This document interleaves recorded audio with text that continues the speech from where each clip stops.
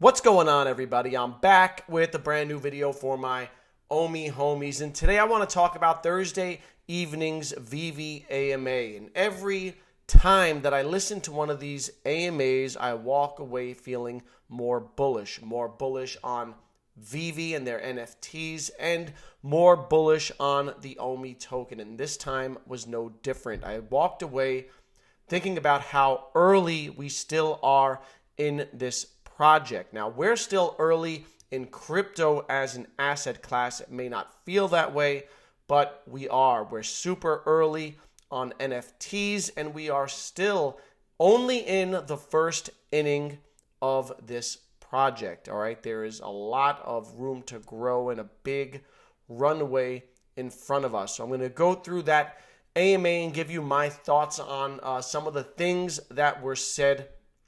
Before I do that, I want to ask you to please hit that like button if you like the content. It helps get this small video out to other Omi homies who might enjoy the content as well, and consider subscribing to the channel. Now, let's jump into some of the highlights and key points that were made during Thursday's AMA.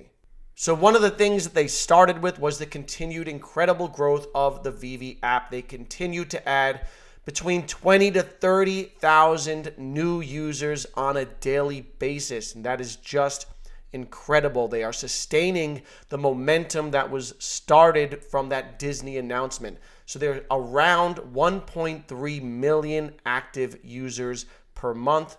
2 months ago, that was just around 500,000 active users. Now, that's what we call exponential growth, and I talked about how fast this company is growing in my last video. Imagine if they can keep this pace up over the course of the next year. If they can add 20,000 new active users on a daily basis in 2022, they'll have approximately 7 million more active users, bringing the total number to almost 10 million. Now, I believe that's totally possible because they're just getting started with their IP and licensing partnerships, and there is the prospect of an addition like Pokemon coming in 2022, which will make this thing totally explode, all right? And so we are early. And the way when we look back at when this app had only 100,000 active users, right now we think that those people who got in at that time were early, all right? But the same thing will happen when we're at a place when there are 10 million active users. People getting in at that time are going to look back and think that we are early right now. So time is all relative, and I do believe we are very early days. So now getting back to the AMA, we know that Showroom version 2 came out this week, and it is much more aesthetically pleasing. People have had a very positive reaction to it. Then they went on to talk about bots, stating that it's always a cat and mouse game, and they're putting a lot of time, money, and effort into fighting them. All right, but there are always going to be new bots popping up, and that's just the way it is in an industry where you can buy something, for a certain amount of money and then immediately flip it for 4x, 5x, sometimes 10x what you paid for it. You're gonna have people using bots. So the best they can do is just do their best. And they are implementing new drop systems moving forward, so hopefully that will help as well. Of course, everyone was waiting to hear about Immutable X, and they did give us an update on that. So the good news is that Phase 2 should be done before Christmas. This is really good news. However, they're going to wait until January to proceed with Phase 3, which is the token swap, and I'm totally fine with that. So it looks like Phase 3 of the migration, the token swap, could be completed by the end of January, which is great news and means that we could possibly be seeing a new exchange for the Omi token as early as February. Now, if you're paying attention, you saw that Coinbase announced that they would be listing IMX, the token for Immutable X, on Coinbase Pro. This is usually a precursor to a listing on their proper exchange of Coinbase. So I do believe that it's very likely that we'll see a major exchange sometime in the next year, all right? Especially with Coinbase's interest in NFTs growing. They're unveiling their NFT marketplace soon.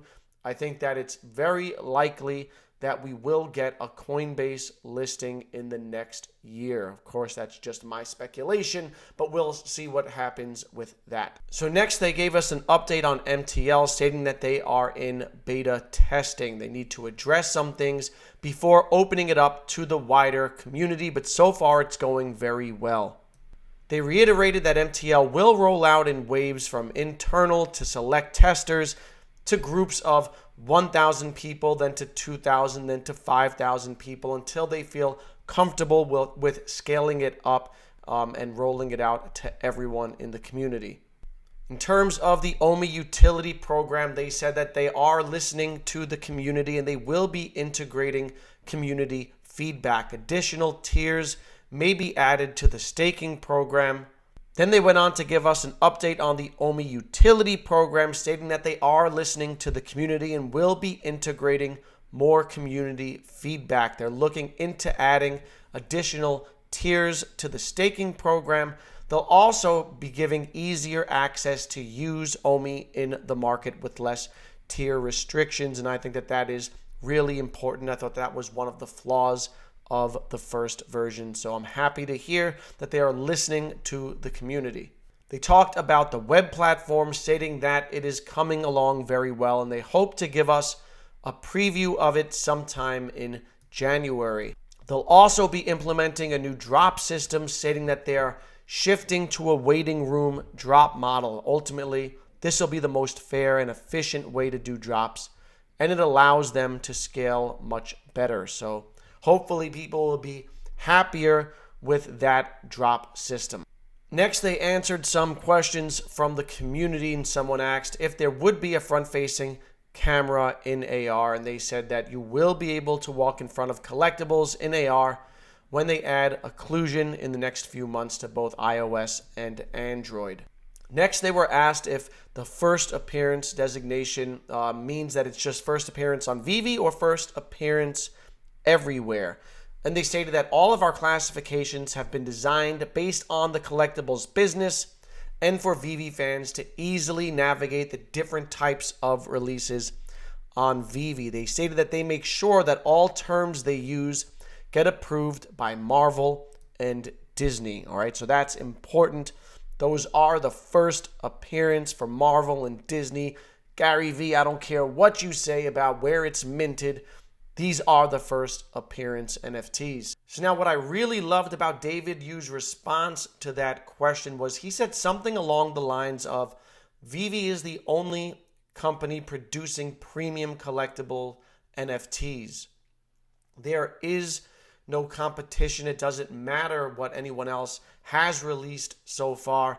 Like there was that Spider-Man AMC NFT that was released. There were some other DC NFTs that were released, but those are not in the same class as the products that VEVE is producing. And that's what I love to hear out of the leadership, the confidence, and basically stating that they are the only ones playing this game right now. And there is no one else, and anyone else who comes out has a lot of catching up to do. So I loved that response.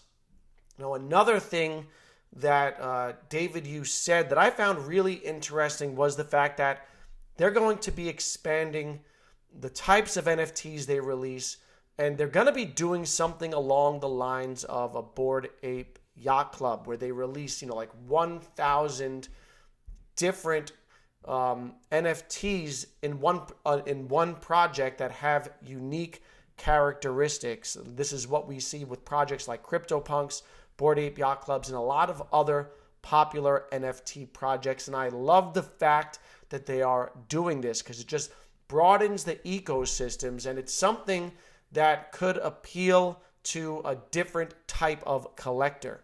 So all you have to do is take a look on OpenSea to see how popular projects like this are. We know about CryptoPunks, we know about Bored Ape Yacht Club, but there are so many different projects that are being dropped. There's this one I never heard of, Desperate ape wives. Each NFT is different and unique, so they are a one of one. You can see that these have a floor price of 1.2 ETH. Then there are CyberKongs. Again, I never heard of this. 4.8 thousand items with a floor price of over 4 Ethereum. And again, each item is a one of one with a different characteristic. So I've been looking forward to them saying that they would be creating a project like this. I think that these types of projects with one of ones with unique characteristics are very popular right now, could do very well once there's interoperability and they're out on OpenSea or in Coinbase NFT marketplace, and it could provide a lot of exposure for different types of collectors. So every time I walk away from these AMAs, I leave more bullish, all right? And I'm reminded of how early we are. We are pre-IMX, we are pre-MTL, we are pre-interoperability, pre-major exchange listing. We are really, really early. Let me know what you think down in the comments below. Like always, if you enjoy the content, please hit the like button and subscribe to the channel on your way out. Follow me on Twitter. My Twitter handle is linked below. I hope you all have a fantastic weekend. As always, stay happy, stay healthy, and stay safe. I will see you in the next video.